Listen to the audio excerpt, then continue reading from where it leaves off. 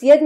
a neposledný náš bod, ale pre túto chvíľu áno, je zvýšenie atraktivity práce pre nezamestnaných aj pre zamestnávateľov.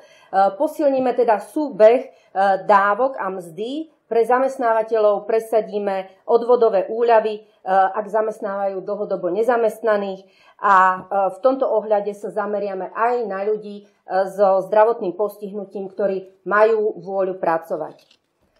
V našom programe myslíme na široké spektrum ľudí, ktorí potrebujú pomoc. Sociálny systém chceme prebudovať tak, aby bol moderný, flexibilný, efektívny a rýchly.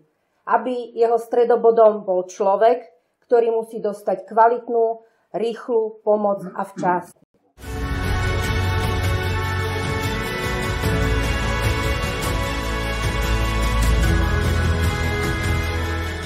Dajme našu krajinu do poriadku od základov. Odborne, slušne a zodpovedne.